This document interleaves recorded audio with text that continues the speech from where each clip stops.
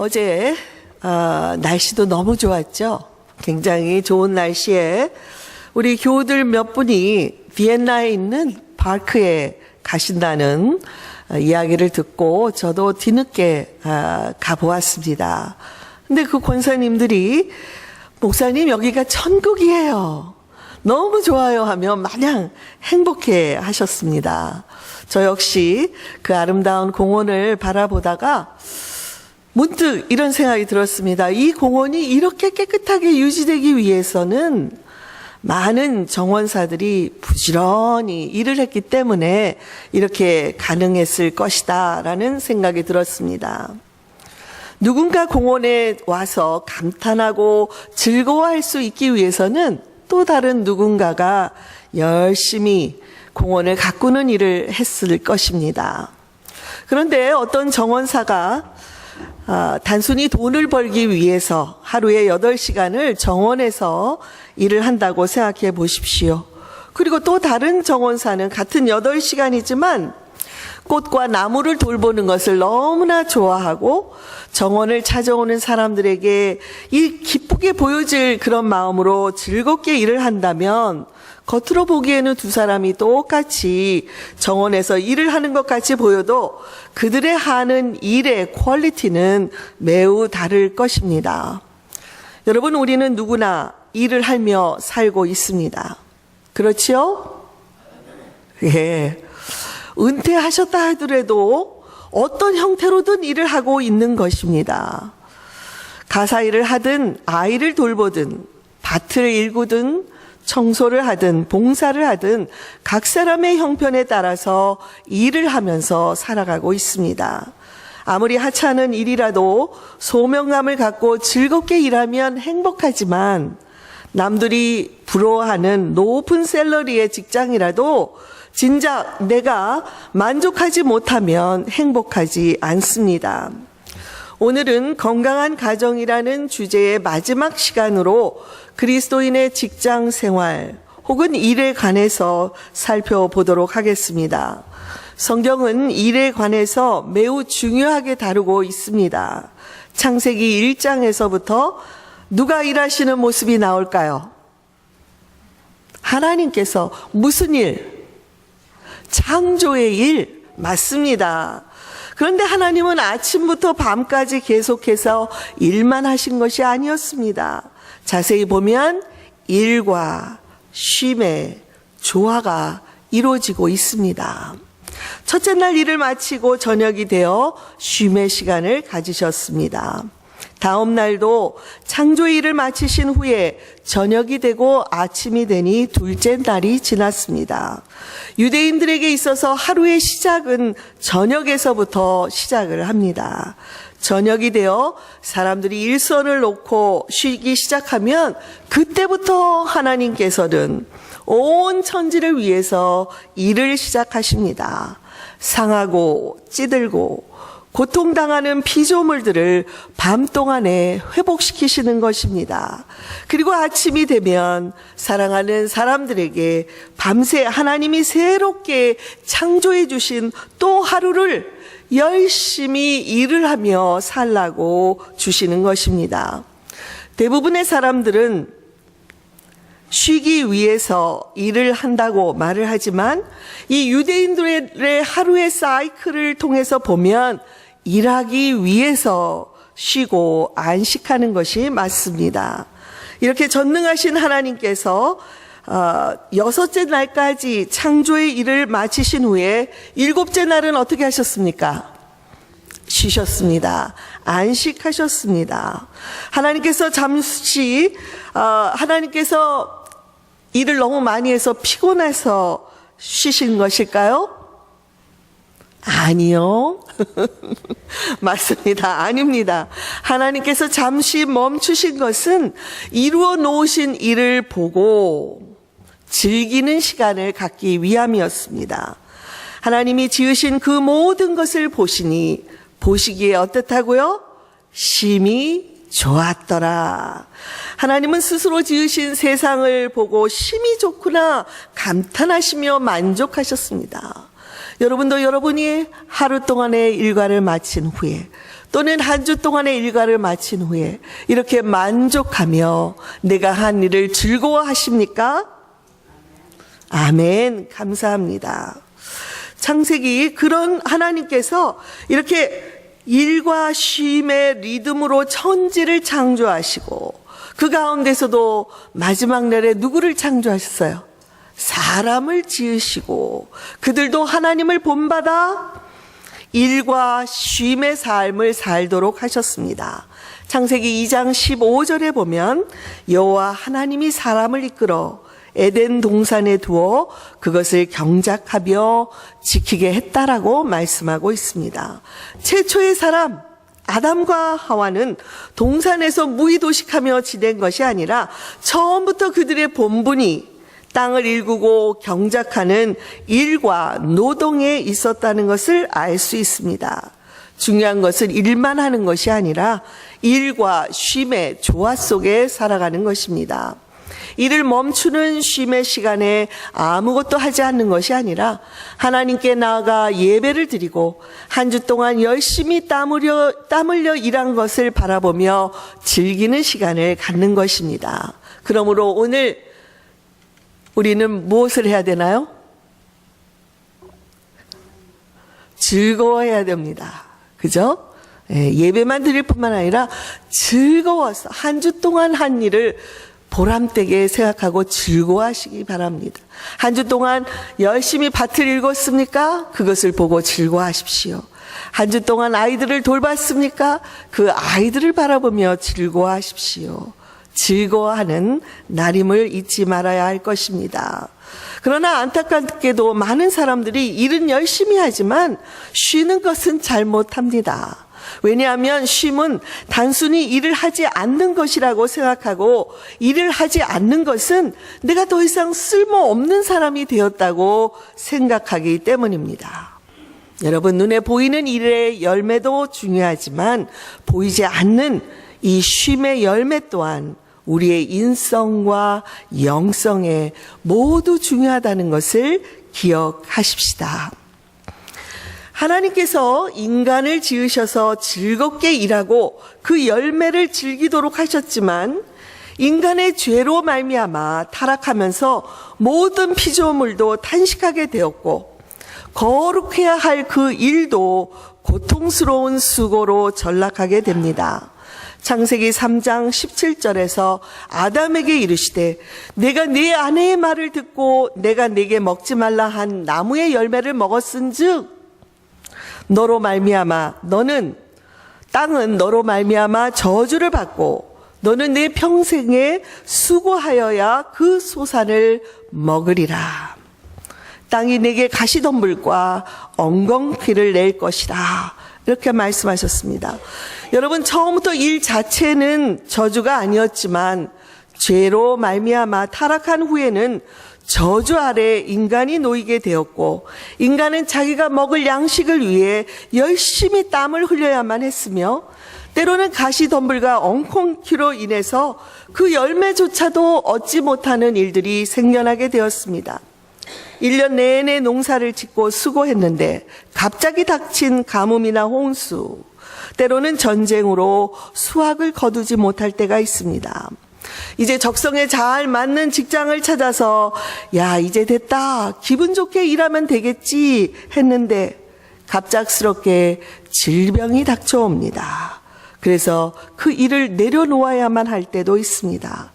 이렇듯 우리 인생에 찾아오는 가시덤불과 엉겅퀴들로 말미암아 신성한 노동의 대가를 제대로 수약하지 못하게 된 비극이 인간에게 찾아온 것입니다. 그러므로 근본적으로 성경에서 가르치는 직장관 또는 일에 대한 교훈을 바로 알고 어떤 상황 속에서도 행복한 직장 생활 혹은 일을 하게 되기를 바랍니다. 아멘. 나는 일을 하는 사람이다. 한번 손을 들어보십시오. 모두 들어야 되죠? 꼭 직장만이 아닙니다. 에베소서 6장에서 바울 사도는 부부관계, 부모 자녀 관계에 대해서 말씀했고, 이어서 오늘은 종과 상전과의 관계에 대해서 가르치고 있습니다.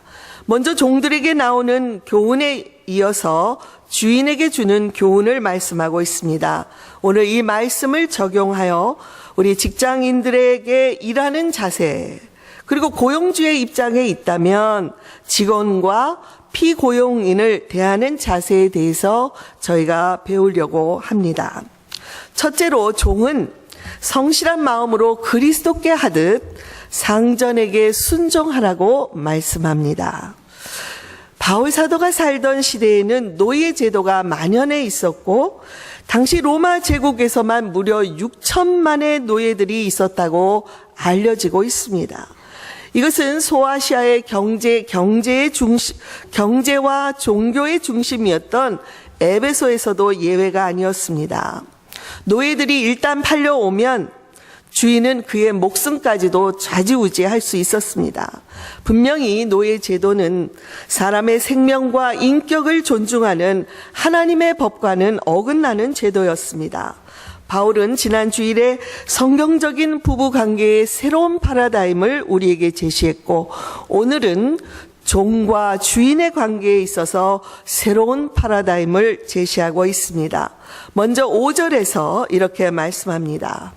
종들아, 두려워하고 떨며 성실한 마음으로 육체의 상전에게 순종하기를 그리스도께 하듯 하라.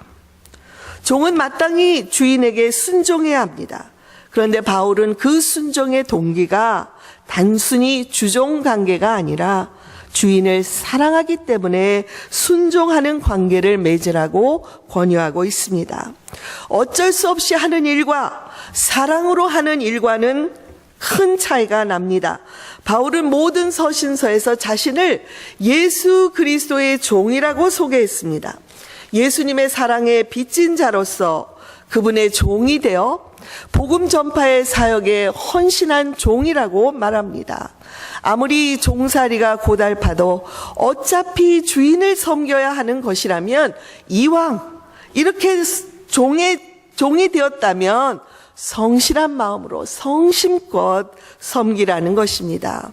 맡겨진 일을 그리스도께서 주신 일로 알고 성실히 일하면 누가 그것을 알아볼까요? 주인이 곧 알아보게 됩니다.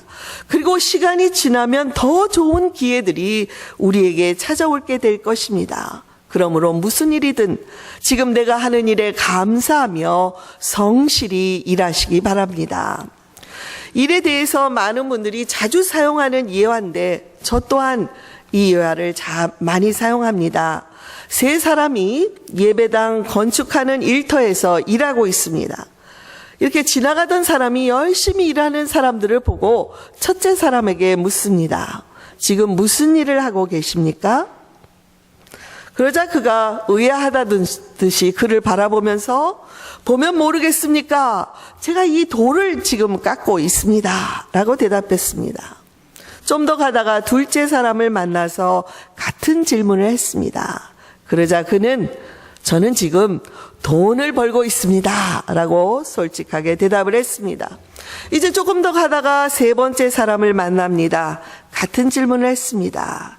그러자 그가 대답하기를 네, 저는 지금 하나님의 집을 짓고 있습니다. 라고 대답을 했습니다. 여러분, 같은 장소에서 동일한 일을 하는 사람들이지만 이 세 사람이 일에 대하여 갖고 있는 시각은 각각 달랐습니다.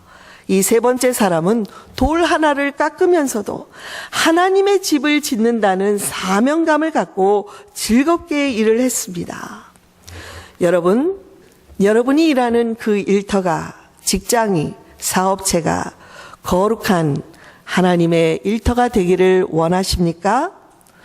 그렇다면 먼저 그곳이 하나님께서 나에게 맡겨주신 직장이요 사업체이라는 생각으로 감사를 드리시기 바랍니다. 하루하루 성심을 다해서 일하고 찾아오는 사람들을 귀하게 여기며 어떻게 하면 그들이 즐거워할까, 어떻게 하면 그들에게 유익이 될 수 있을까를 생각하면서 일한다면 바로 그곳이 하나님께서 주시는 거룩한 일터가 될 것입니다. 아멘. 둘째로, 종은 사람을 기쁘게 하는 자처럼 하지 말고 그리스도께 하듯 기쁜 마음으로 일하라고 말씀합니다. 직원들은 상사가 지켜볼 때만 열심히 일할 것이 아니라 항상 기쁜 마음으로 일하라는 것입니다. 한마디로 즐겁게 일하자입니다. 여러분 같이 해볼까요? 즐겁게 일하자. 아멘. 왜냐하면 8절의 말씀대로 각 사람이 무슨 선을 행하든지 종이나 자유인이나 주께로부터 그대로 받게 될 것이기 때문입니다. 그리스도인들은 상사가 무서워서 혹은 사람을 기쁘게 하려는 동기보다는 먼저 하나님을 기쁘게 하려는 동기로 기쁜 마음으로 일해야 합니다. 일터나 직장은 단순히 돈을 버는 곳이 아닙니다. 하나님을 기쁘게 하고 더 살기 좋은 사회, 행복한 사회를 위해서 일한다는 소명의식을 가지라는 것입니다. 여러분, 꼭 신학교를 나와서 목사가 되어야만 성직에서 일하는 것이 아닙니다. 나의 일터가 곧 하나님이 맡겨주신 소명으로 일한다는 그 생각을 가질 때 그 어떤 일도 성직이 될 수 있습니다. 하나님의 임재 연습이라는 책을 쓴 로렌스 형제, 여러분 제가 자주 권유하는 책인데요. 그는 근대의 가장 신실한 경건주의자로 알려져 있습니다. 그는 평신도로서 수도원에 들어갔습니다.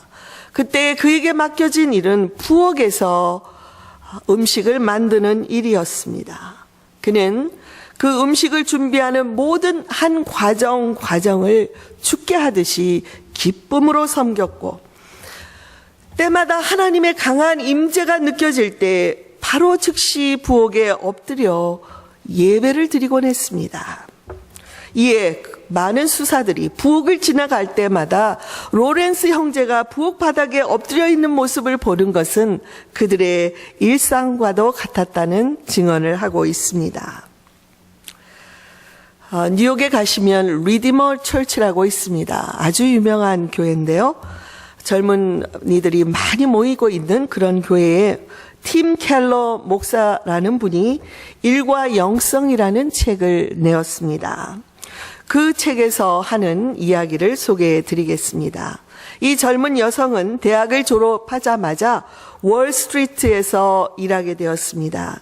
이 여성은 실력을 인정받았고 금융 서비스 분야에서도 전문가만을 대상으로 하는 부서의 리더가 되었습니다. 이 여성은 사회적으로 출세를 했고 누가 보아도 상상할 수 없는 높은 그런 봉급을 받았지만 몇 년 뒤에 직장을 그만두고 간호대학에 들어가므로 주변의 사람들을 많이 놀래켰습니다. 그녀는 간호사가 되어서 다른 사람을 섬길 때에 지금보다는 더 기쁘고 더 큰 보람을 느낄 수 있을 거라고 생각해서 과감하게 세상의 출세를 내려놓았다는 것입니다. 우리의 작은 일, 쌀을 씻는 일, 청소하는 일, 평범한 밭일이라도 우리가 주님께 하듯이 일을 하면 거기가 성스러운 일터가 되는 줄로 믿습니다. 아멘.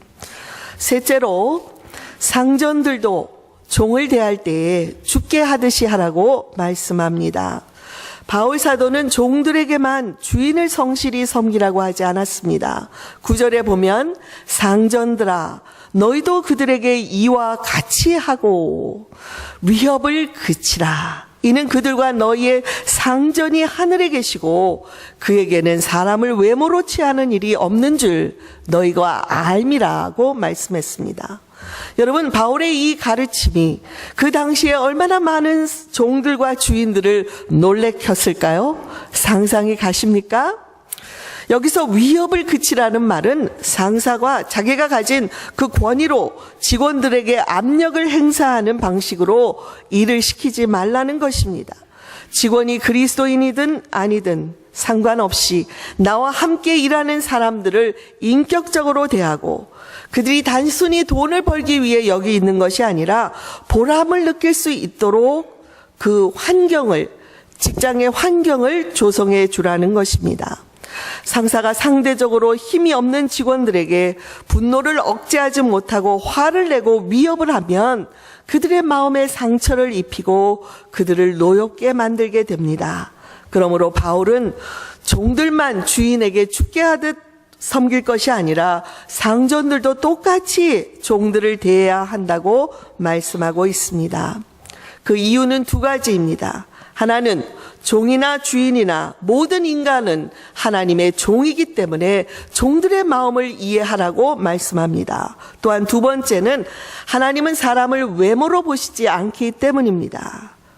종이냐 주인이냐 그 외모 때문에 그들을 판단하는 것이 아니라 누구든지 그 마음의 중심으로 판단하시는 분이기 때문에 우리는 종들에게 그리스도께 하듯 섬기라고 말씀하고 있습니다.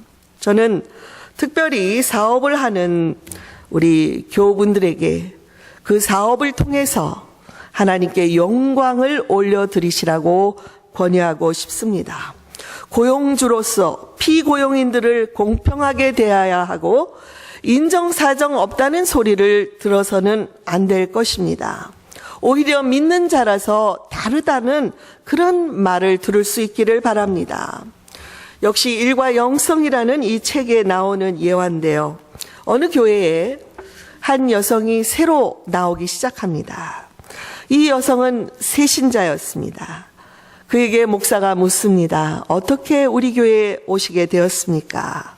그러자 그 여성이 대답하기를 자신이 회사에 입사해서 얼마 되지 않았는데 아주 실수로 회사에 크게 피해를 끼치는 그런 실수를 범하게 되었다는 것입니다. 그런데 이 여성의 상사가 전혀 이 여성에게 피해가 가지 않게 해주고 자기를 대신해서 모든 책임을 지더라는 것이죠.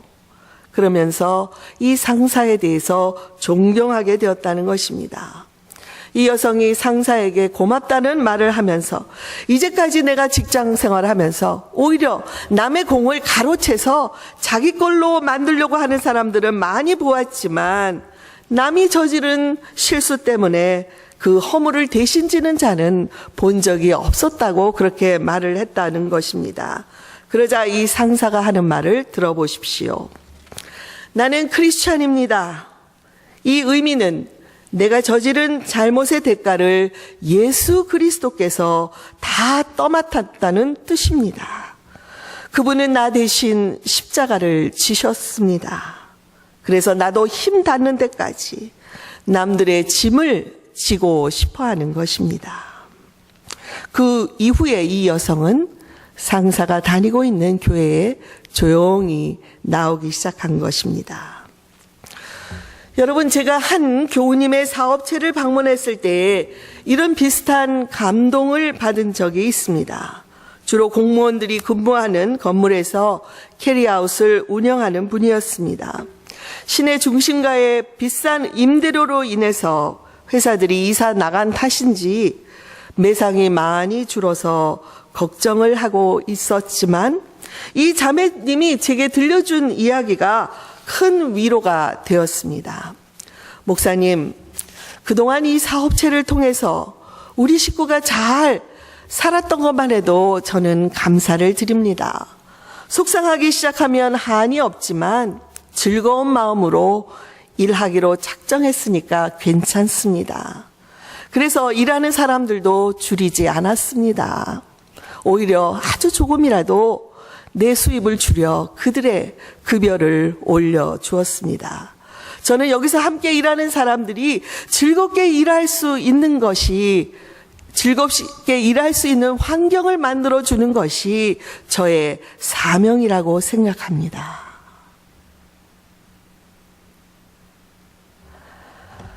여러분, 빌레몬서에는 초대교회에 있었던 아름다운 주종 관계의 이야기가 기록되어 있습니다. 골로새 교회의 빌레몬은 바울에게 전도받은 아주 부자였고 그는 그리스도인이 된 후에 바울과 아주 밀접한 관계를 갖고 있던 자였습니다. 그에게는 오네시모라는 노예가 한 사람이 있었습니다. 어떤 연유인지는 밝히지 않으나 이 오네시모가 주인인 빌레몬에게 큰 피해를 입히고 로마로 도망을 쳤습니다. 그런데 로마의 감옥에서 있던 바울을 만나게 되었고 그가 회개하고 그리스도인이 되었습니다. 그러던 어느 날 바울이 오네시모를 이 빌레몬에게, 골로새에 있는 빌레몬에게 다시 돌려보냅니다. 아마도 오네시모가 과거에 지은 죄로 인해서 괴로워했기 때문이었을 텐데, 만일 도망친 노예가 붙잡히면 죽을 수도 있는 상황이었지만 그에게 편지 한 장을 들려서 보냅니다. 그 편지의 내용이 바로 빌레몬서입니다. 바울은 여기서 갇힌 중에 낳은 아들, 내가 갇혀서 감옥에 있으면서 낳은 영적인 내 아들 오네시모를 위해 너에게 간구하며 이 편지를 보낸다고 말하고 있습니다. 그는 이후로는 그를 종과 같이 대하지 말고 그리스도인 형제로서 대하라고 권고합니다. 그리고 만일 오네시모가 빌레몬에게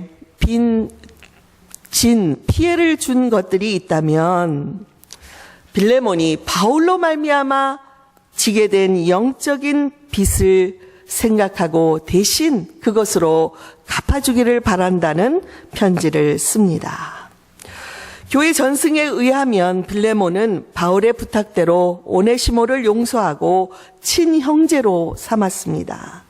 그 후에 오네시모를 다시 바울에게 돌려보내서 바울을 섬기도록 합니다. 그리고 오네시모는 바울을 열심히 섬기다가 바울이 순교한 후에도 에베소 교회에 남아 열심히 섬기게 됩니다. 결국 그는 먼 훗날 에베소 교회의 감독까지 되었습니다.